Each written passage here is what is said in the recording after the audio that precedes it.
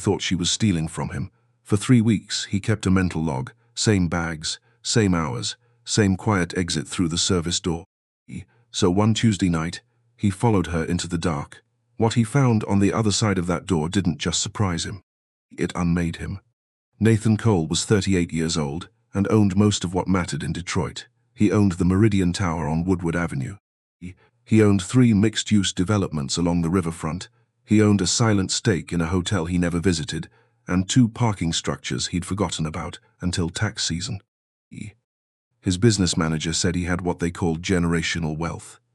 Nathan just called it Tuesday. He noticed everything that cost him money and nothing that didn't. Every invoice, every variance report, every basis point on a refinancing deal. He could tell you the vacancy rate on any one of his 7 properties within 2 percentage points without looking it up. Numbers were his language. People were just noise, except for Margaret. Her name was Margaret Ann Sullivan. She had worked for the Cole family since Nathan was 4 years old. She came in the front door every weekday at 7:14 a.m. and left through the kitchen at 5:30 p.m. She had done this for 31 years through 2 presidential administrations, 1 house fire, and the slow collapse of Nathan's parents' marriage. She was there when his mother left. She was there when his father stopped eating. She cooked, she cleaned. She kept the machinery of that household from grinding itself to dust. Nathan grew up. His father died. He inherited the house and kept Margaret on because it was the path of least resistance, and because, if he was honest with himself, he didn't know how the house worked without her. He never asked. She was just there, the way the elevator was just there, the way the heat came on in October. You didn't think about it. You just expected it to keep working. 3 weeks ago, that changed. Nathan came home early from a meeting that ended badly. He walked through the back hallway of the house at 4:47 p.m. and nearly collided with Margaret in the doorway. She was carrying 2 canvas bags, large ones, the kind you'd use for a week of groceries. She didn't bring them in. He was sure of that. He'd been home all morning. She startled when she saw him, just slightly, a flicker in the eyes, then the smooth professional calm she always wore like a second uniform. "Just heading out, Mr. Cole. I've left your dinner in the refrigerator. Second shelf." She was gone before he could ask. He stood in the empty hallway for a long moment. Then he went to his study and did what he always did with things that didn't add up. He wrote it down Monday. 2 bags, didn't arrive with them Thursday. Same bags left at 4:52. The following Tuesday. Heavier this time. His inventory check came back clean. The silver was accounted for. The wine cellar had not been touched. The safe in the master closet was undisturbed. Nothing in the kitchen was obviously missing. But Nathan had built a career on the principle that absence of evidence was not evidence of absence. Something was happening and he intended to know what. So on a wet Thursday in November, Nathan Cole parked his car half a block down from his own home and waited. He felt ridiculous. He also didn't leave. Margaret came out at 5:11 p.m. She wore a dark raincoat and sensible shoes, and she carried both bags, one over each shoulder. She walked 3 blocks to the bus stop at the corner of Land and 3rd. Nathan followed in his car, engine quiet, headlights off in the way he'd seen in movies, and immediately recognized as useless because the streetlights were on anyway. She took the 16 bus east. Nathan drove parallel, losing her twice in traffic, catching up each time. She got off at Graciotte and East Grand Boulevard and walked 2 blocks south to a building he recognized from his own development files. Former community center, concrete facade, painted mural on the side wall faded now, a family of 4 holding hands in front of a house that no longer existed on that block. Nathan parked. He sat for 90 seconds with the engine running. Then he got out. He followed her down a side staircase to a basement entrance. The metal door was propped open with a brick.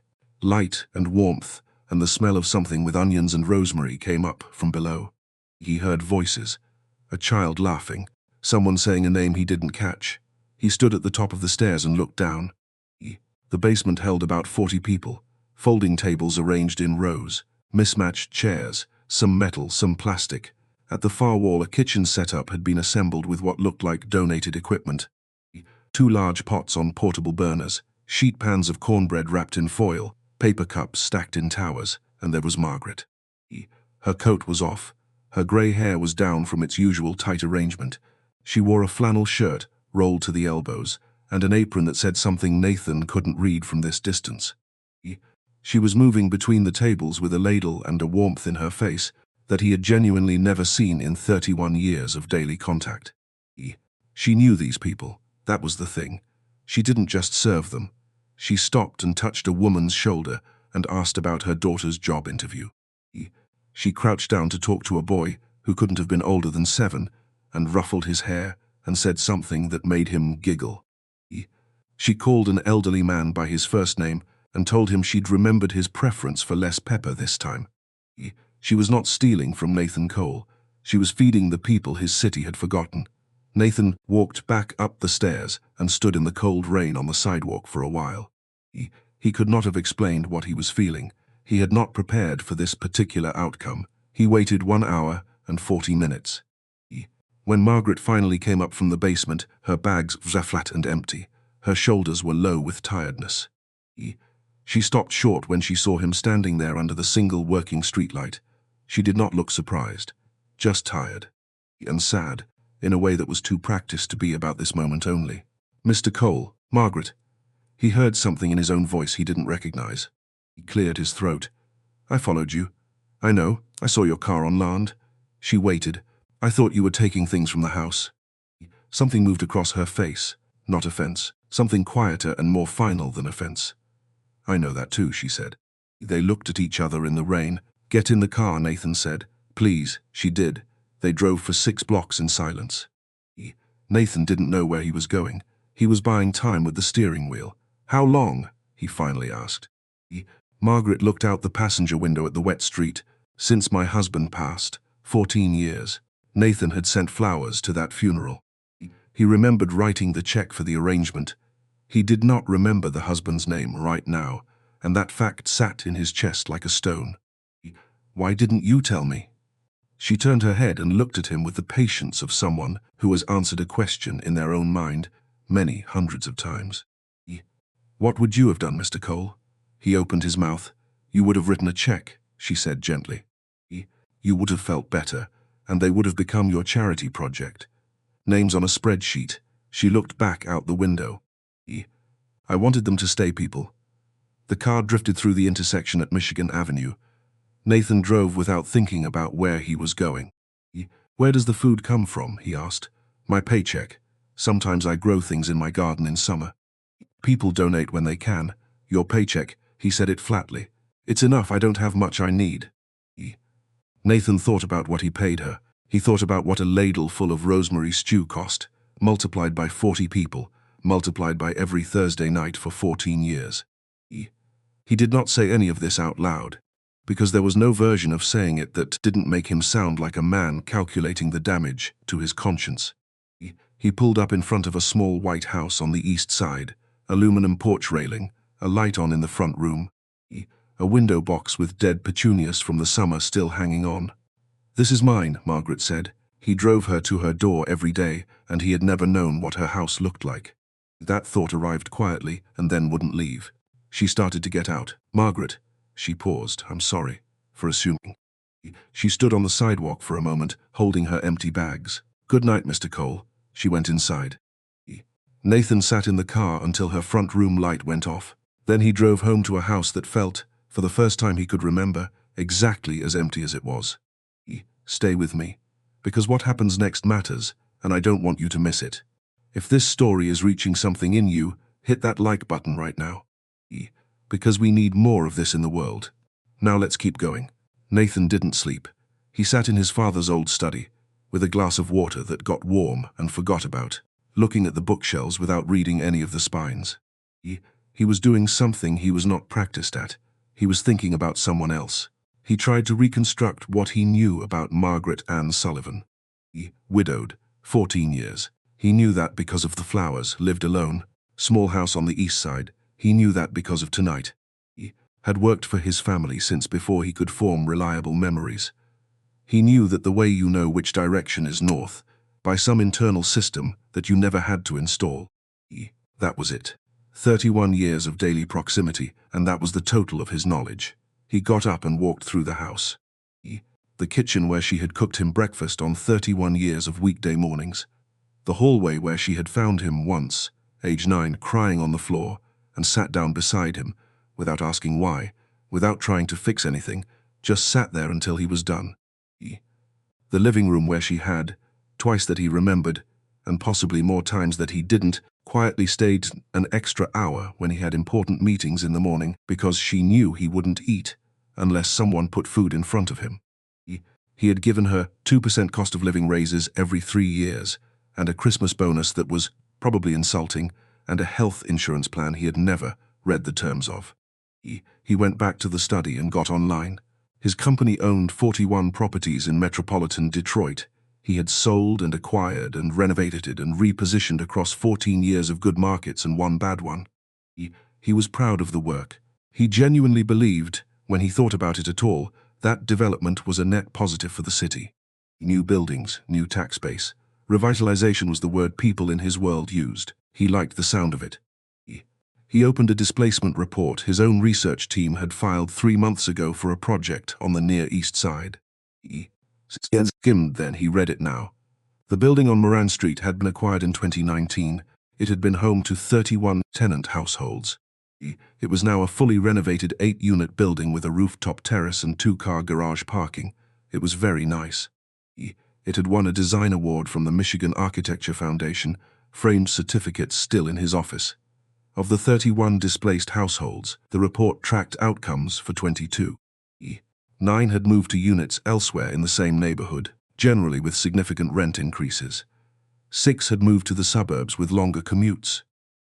4 had moved in with relatives. 3 had experienced periods of housing instability, the report described, with careful corporate distance, as transitional living situations. Nathan sat with that phrase for a while. He opened a second report, then a third. He was still reading when the sky outside went from black to grey to the pale, uncertain color that comes before actual light. Margaret arrived at 7:14 a.m. as she always did. Nathan was in the kitchen when she came in. She stopped in the doorway, reading him. She was good at reading him. She'd had decades of practice. "You didn't sleep," she said. No, she hung up her coat, tied on her apron. She moved to the coffee maker with the efficiency of long habit. "Margaret," she didn't turn. "I've been reading our displacement data. For the Moran project, for Trumbull, for 6 others." She set the coffee carafe down carefully. 6 families on Moran had what we called transitional living situations, Nathan said. "I didn't know what that meant when I signed that deal. I know what it means now." Silence. "You said something last night," he continued. "You said I would write a check, and they would become names on a spreadsheet. And you're right, that's exactly what I've been doing. Not just with you, with all of it." Margaret turned to look at him. "What do you want me to say, Mr. Cole?" "Nothing. I want to ask you something." He waited. "The families you serve at the center on Thursdays. How many of them did my company displace?" She was quiet for a long moment. "Some of them," she finally said. "How many?" "I don't know exactly. I didn't keep a list." Her voice was measured, but I recognized addresses sometimes.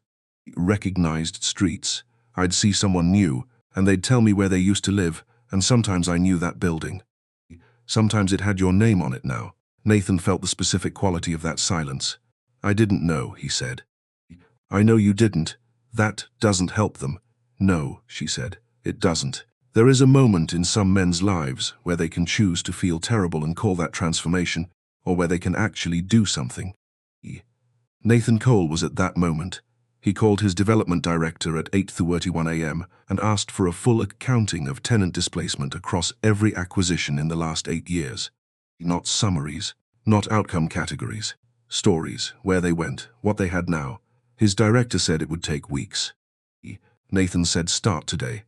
He called his attorney and asked about a community benefit agreement framework. His attorney said most developers use them as PR. Nathan said he wasn't asking what most developers use them for.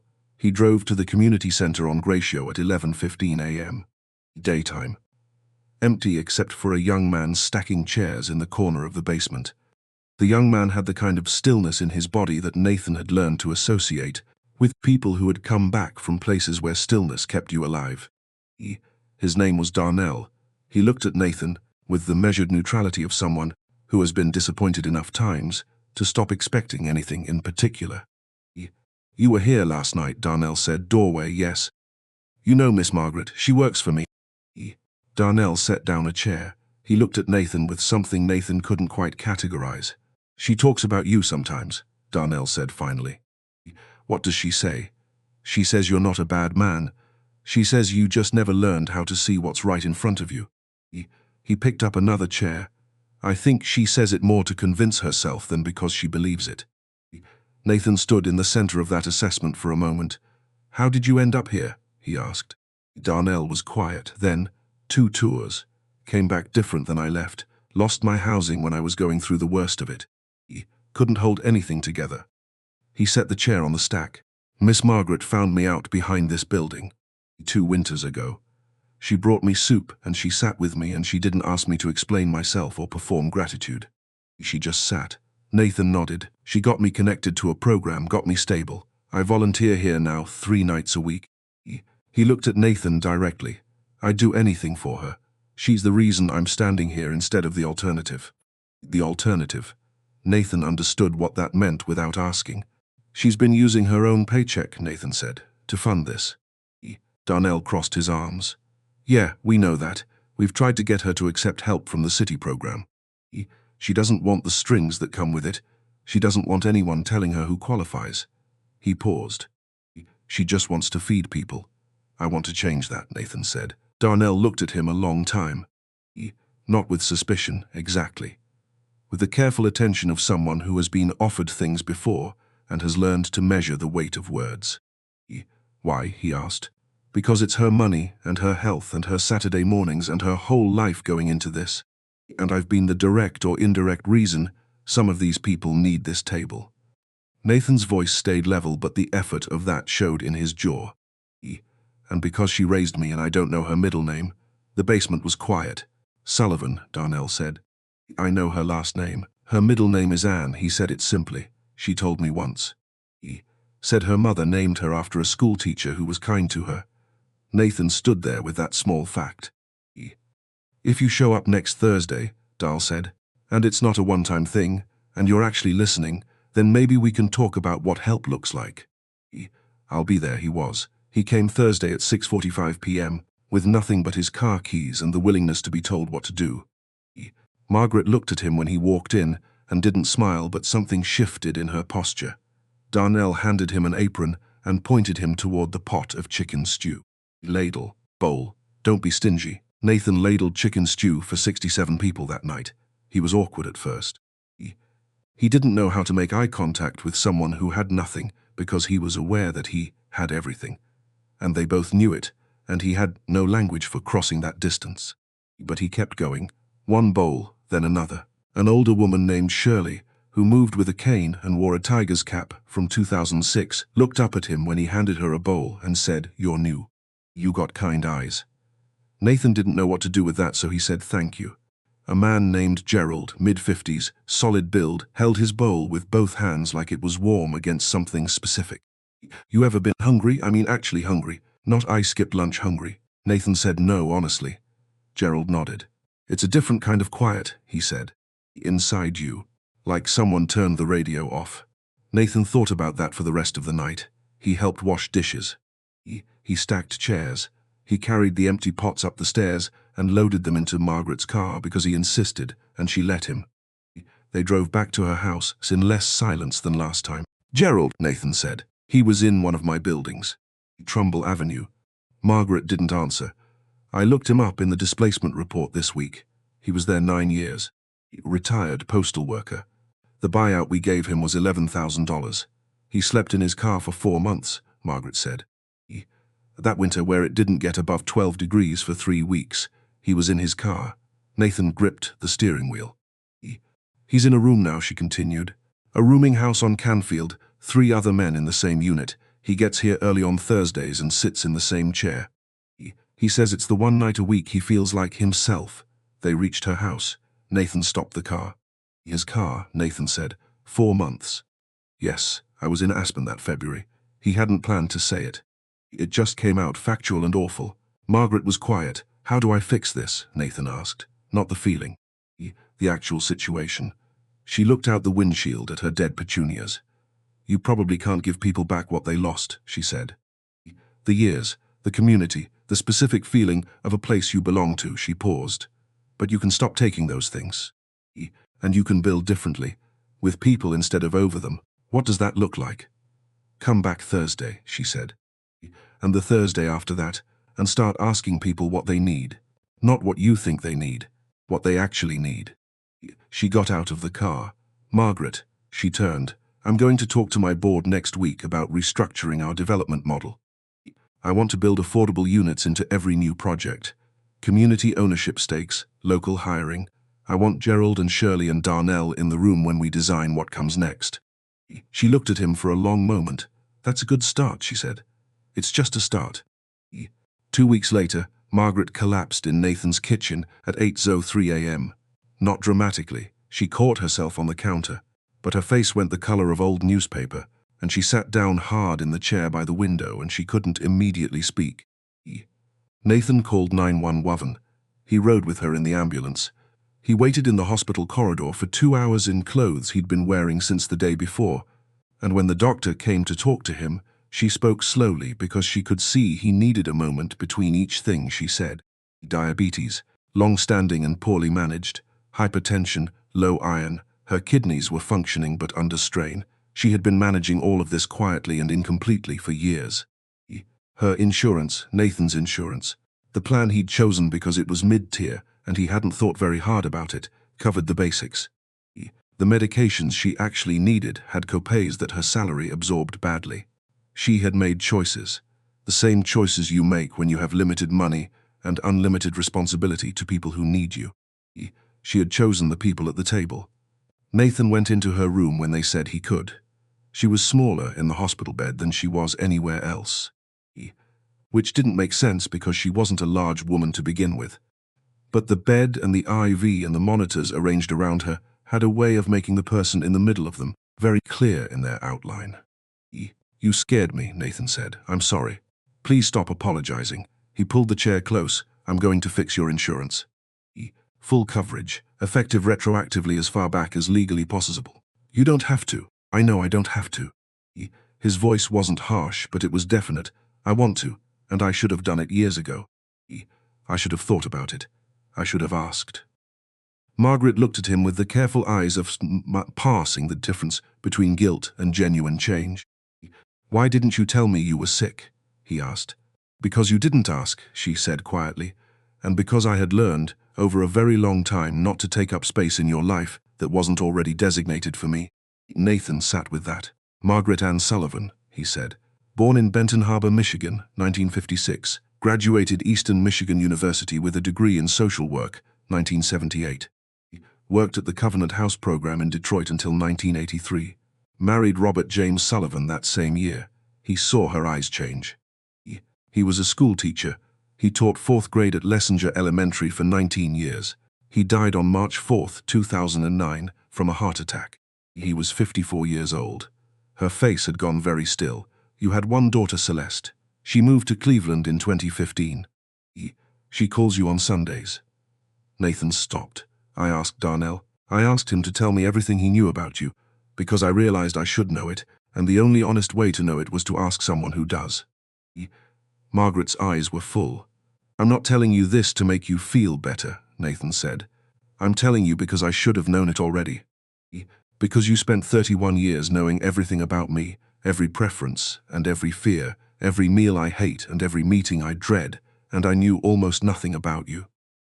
And that was wrong. That was just wrong. She pressed her hands flat on the blanket. I don't want your guilt, Nathan, she said. She used his name, his actual name. He couldn't remember the last time she had.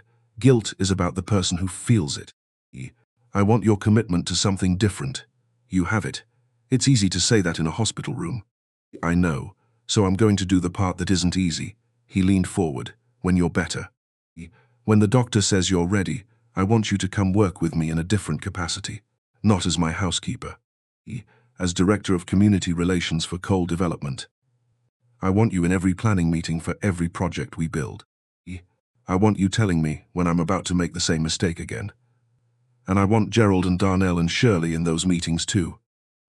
I want the people affected by what we build to help decide how we build it. Margaret looked at him for a long time. What does that pay? she finally asked, and Nathan laughed, really laughed, and Margaret's mouth curved up at one corner, which was as close to laughing as she usually got. More than you've been getting, he said, considerably more. She nodded once, slowly. Okay, she said. Okay, okay. She looked out the window at the Detroit skyline, grey and familiar against a November sky. But I have conditions. Name them. Thursdays are still mine. I go to the center. I'll go with you. The center gets a budget line from the company. Not charity. Partnership. They decide how it's used. Done, and you go talk to Gerald. Not on a Thursday. You go find him, and you sit with him, and you listen, not to fix it. Just to understand what was taken. Nathan nodded. One more thing. She looked back at him. Stop calling me Mrs. Sullivan or Margaret in that professional tone of yours. You've known me since you were 4 years old. My name is Margaret. Just Margaret. Okay, Nathan said. Just Margaret. She closed her eyes. The monitors beeped softly. You're not a bad man, Nathan, she said quietly. You just had to learn how to see. He found Gerald on a Tuesday morning at the rooming house on Canfield. Gerald answered the door in a flannel robe, cautious for a moment, then recognizing Nathan from the center and stepping back to let him in. The room was clean, small, a single window looking out at the back of another building, a shelf with books, and a photograph of a woman Nathan assumed was Gerald's mother. Nathan sat in the chair Gerald offered. He did not explain why he was there in any legal or corporate sense. He just said, I want to understand what happened. Not from a report, from you. Gerald looked at him for a moment. Then he sat on the edge of his bed and started talking. He talked for 47 minutes. Nathan listened without interrupting. Gerald talked about his apartment on Trumbull Avenue, 3rd floor, corner unit. The way the afternoon light came in between 3 and 5 and made the whole living room gold. His wife had died in that apartment. He'd brought both his kids home from the hospital to that apartment. He'd had the Snabers, Vern upstairs, and the Kowalski family across the hall for 11 years. They were the kind of neighbors who knew your name, who accepted packages, who checked on you after surgery. When the letter from Cole Development came, he had 90 days. Vern went to his son in Grand Rapids. The Kowalskis split up because they couldn't find anything they could both afford. Gerald's kids were in different cities by then. He had the $11,000 and a storage unit, and eventually, when the money got narrow, 4 months in his car. I was 58 years old, Gerald said, sleeping in my car in February. Nathan did not look away. I worked my whole life, Gerald continued. I paid into everything I was supposed to pay into. I did everything I was supposed to do. And I ended up in my car in February because someone decided my building had upside potential. Those were the words in the letter. Upside potential. He said it without particular bitterness, which somehow made it worse. What would have helped? Nathan asked. When we bought that building, what could we have done differently? Gerald thought about it. Asked us, he said simply. Just asked us what we needed. Maybe the upgrades we could have lived with if the rent stayed manageable. Maybe some of us could have bought in. Maybe some of us just needed more time and a real plan for where to go. He looked at Nathan. You didn't ask. You sent a letter. Nathan nodded. I can't give you back the apartment, Nathan said. Or the years. Or the feeling of that afternoon light. No, but I want to offer you something real. We're starting a community advisory board for every new development we do. I want you on it. Paid position. Your job is to tell us what we're about to get wrong before we get it wrong. Gerald was quiet for a while. Why me? Because you know what it costs. And because Margaret thinks you're one of the sharpest people she's ever met, and I've learned to trust her judgment about that kind of thing. Something shifted in Gerald's face. Not quite a smile, something more durable than a smile. I'll think on it, he said. It wasn't a yes. Nathan had learned by now to take that as a beginning. The board meeting was 4 weeks later. Nathan stood at the head of a conference table ringed by people who had helped him build an empire on very specific terms, and were not sure those terms were about to change. He told them the terms were about to change. He showed them not a profit projection but a series of photographs. Gerald in front of his old building, the mural on the community center wall, Margaret serving soup under a single fluorescent bulb. His CFO crossed her arms. This is a compelling story, Nathan, but our investors have expectations. I know, I'm going to call them personally. All of them.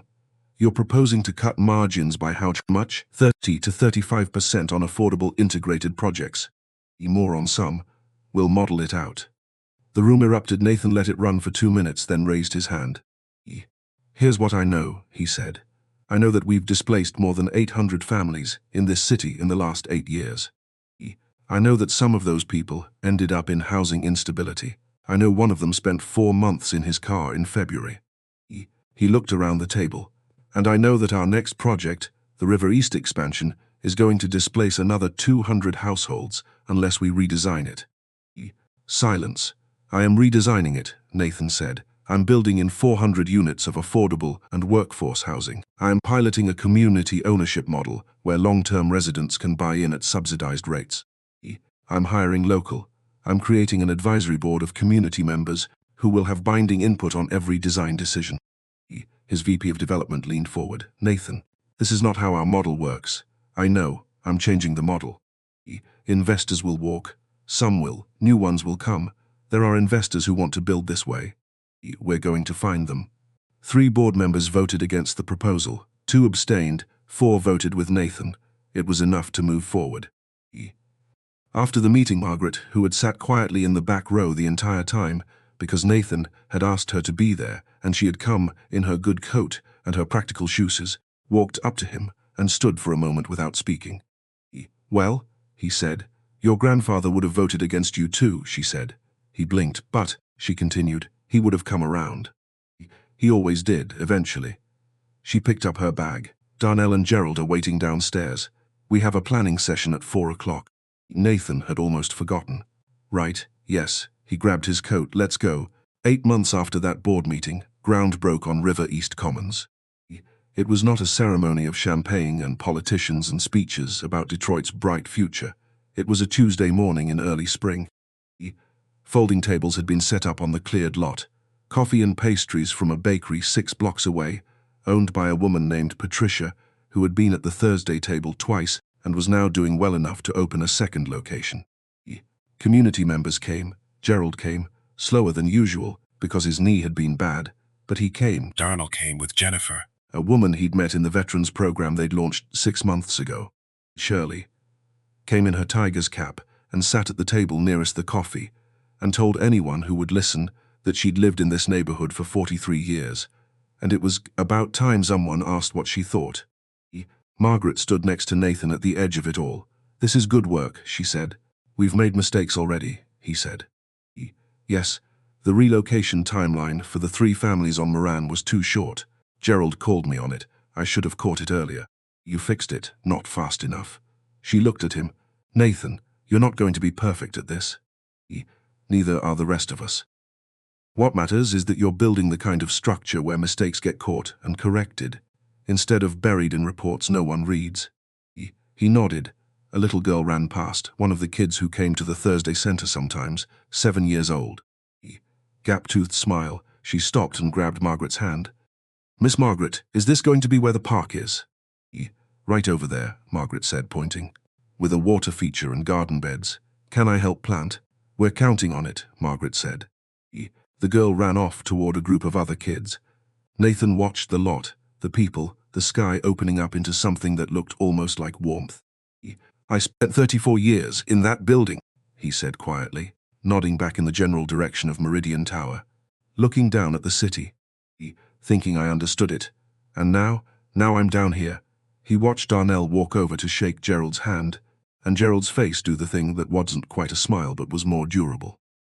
And it's different from down here. Everything looks different. Margaret was quiet for a moment. You know what you told me in the hospital, she said. About Robert. He nodded. That he was a school teacher, that he taught 4th grade. She paused. He used to say the same thing about his classroom. That everything he needed to know about his students he had to learn from the floor, not from the front of the room. He'd sit on the floor with them sometimes. His principal thought he was being unserious. She smiled. He was being exact. Nathan thought about that. I'm building a library wing in the River East Commons building, he said. I want to name something in it after him. Not a plaque, something people use. The reading corner, the children's section. Margaret looked at him with the eyes that had watched him his entire life. He would have liked that very much, she said. The morning light came across the lot. Shirley was laughing at something the woman next to her had said. Patricia from the bakery was refilling the coffee. Darnell and Gerald were looking at the architect's drawings together, Gerald pointing at something, Darnell nodding. Nathan Cole had spent 38 years building things that his name went on. This was the first one that felt like it belonged to someone besides him. Margaret squeezed his arm once briefly, in a way she had probably not done since he was a child. "Welcome down," she said. He looked at her. "Welcome down, Nathan. It's better here." She walked toward the tables.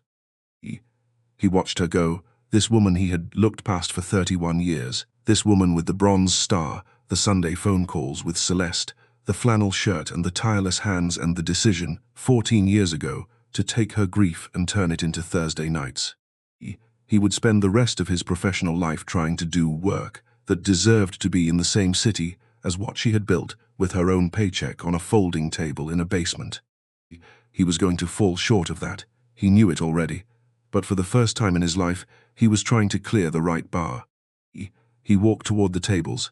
Someone handed him a cup of coffee. Shirley made room for him at the bench beside her. And Nathan Cole sat down, right where he was needed, right where everyone could see him, down on the ground at last, where the real city lived. If this story opened something in you today, don't leave without hitting that like button and subscribing. Real change starts when people like you and me decide to look at what's right in front of us and actually see it. Drop a comment below and tell me what you're watching from, because somebody needed this story today. Maybe that somebody is you. And maybe somebody in your life needs you to see them the way Nathan finally learned to see Margaret. Share this. Let's keep going. Disclaimer. This is a work of fiction created to explore themes of human dignity, housing equity, and the cost of invisible labor. Any resemblance to real persons or specific legal situations is coincidental. The story is intended for educational and storytelling purposes only. Darnell knew this. Gerald knew this. The little girl with the gap-toothed smile who wanted to help plant the garden knew it in her bones, even if she didn't have language for it yet.